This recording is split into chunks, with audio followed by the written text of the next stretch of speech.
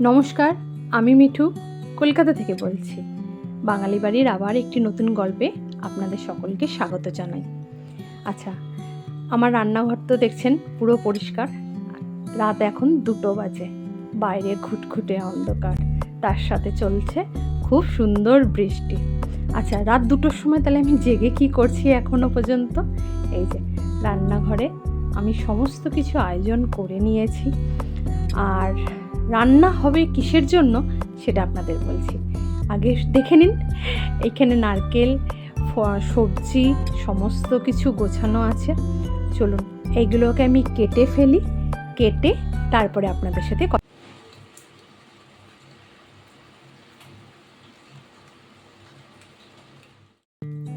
সবজি কাটা আমার এখানে হয়ে গেছে, নারকেলও কুড়িয়ে রেখে দিয়েছি। এবার হলো রান্নার প্রস্তুতি।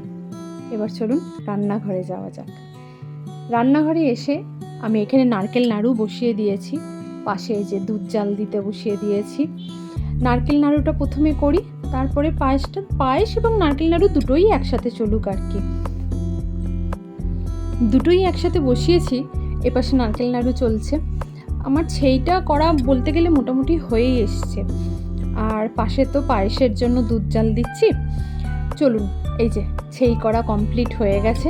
এবার একে থালায় নামাই, তারপরে নাড়ুগুলো তৈরি করি। আর আরেক পাশে পায়েসের জন্য তো দুধ জাল দিতে বসিয়ে দিয়েছি, সেটা দুধটা ফুটছে। আসলে কি বলুন তো, দুধটাকে ছেড়ে কোথাও যাওয়া যায় না, বলে নাকি ভীষণ পরিমাণে উনি অভিমানী, ওই জন্য তো ওনাকে ছেড়ে কোথাও যেতে পারি না। এই যে পাশে পায়েসও হচ্ছে, আর এদিকে আমি নাড়ু গড়াও শুরু করে দিয়েছি। কথাই শুনেছি দুধ নাকি একটু অহংকারীই হয়।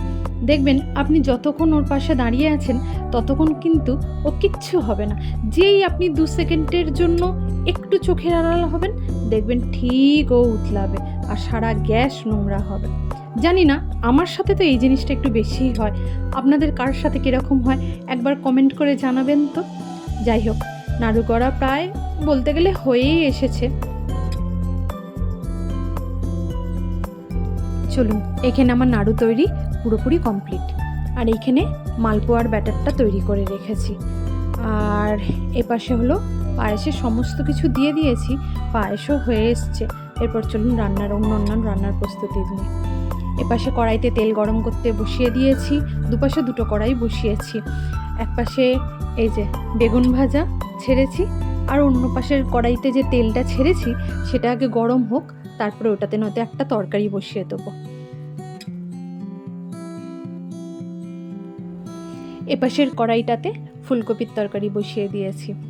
এতক্ষণ থেকে অনেক কিছু রান্নাবান্নার প্রস্তুতি আপনাদের দেখাচ্ছি, শোনাচ্ছি, সমস্ত কিছু গল্প করছি, কিন্তু আপনাদের এখনও পর্যন্ত আমি বলিনি আমি এই রাত 2টোর সময় কেন এত কিছু রান্নাবান্না শুরু করলাম। তার কারণ হচ্ছে কালকে হলো রথযাত্রা, তাই প্রভুর জন্য একটু প্রসাদের ব্যবস্থা আমি যতটুকুনি পারি আর কি। আসলে রাত্রিবেলা করার কারণটা হলো, এখন থেকে না শুরু করলে আমি সকালের ভেতরে কমপ্লিট করতে পারবো না। কারণ সকালবেলা 7টার সময় আমার ঠাকুরমশাই আসবে। এবার 7টার সময় ঠাকুরমশাই আসলে আমার পক্ষে তো সম্ভব হবে না। এপাশে একা হাতে রান্না বান্না সমস্ত কিছু কমপ্লিট করে তারপরে ঠাকুর ঘরে ঢুকে তার সমস্ত কিছু গোছানো, এবং পুজোর জন্য গোছাতে যথেষ্ট টাইম লাগে, সেটা আপনারা ভালো মতোই জানেন। আর এই দেখুন রান্না করতে করতে প্রায় ভোরের আলো ফুটে এসছে। আর এইদিকে আমার পোলাও হয়ে গেছে, জাস্ট আর একটু নেড়ে নামিয়ে দেবো। আর এই পাশে মালপোয়া ভাজতে বসিয়ে দিয়েছি, এটাও প্রায় হয়ে গেছে, লাস্টের দিকের পর্যায়ে চলছে আর কি। মালপোয়াটা ভাজা হলে তারপরে মোটামুটি আর লুচিটা পরে ভেজে নেবো ঠাকুরমশাই আসার আগে। ভোরের আলো ফোটার সাথে সাথে আপনাদের সকলকে জানাই শুভ রথযাত্রা। সকলের রথযাত্রা খুব ভালো মতো কাটুক, এটাই আশা করি। আর এই দেখুন, এটা হলো আমার গাছের কাঠগোলাপ। আমি তো কাঠগোলাপ বলেই জানি এইটাকে। রাস্তায় যখন যাই 1-2 পড়ে থাকলে মাথায় খুব গুঁজে নিতাম একটা ফুল তুলে, আমার ছোট ছেলে বিশেষ করে আমাকে দিত। আর আজকে আমি এটাকে ঘরে রেখেছি। আর এই যে আমার সদর দরজার সামনে কলা গাছ, দ্বারঘট সমস্ত কিছু দিয়ে সদর দরজার সামনে সাজানো হয়ে গেছে। চলুন এবারে আমার বাড়িতে আমার প্রভুর দর্শন করে নিন একটু।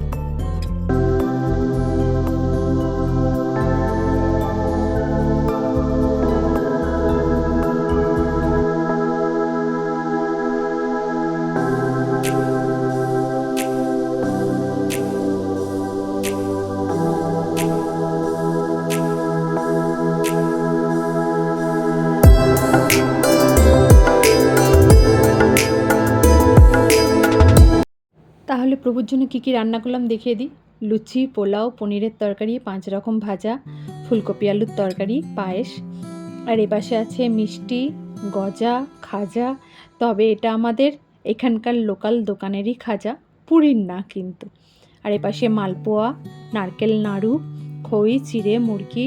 তারপরে যেহেতু সত্যনারায়ণও সাথে থাকেন, ওই জন্য সিন্নি প্রসাদ, ফল প্রসাদ, এই সমস্ত কিছু মিলে পুজো আর কি।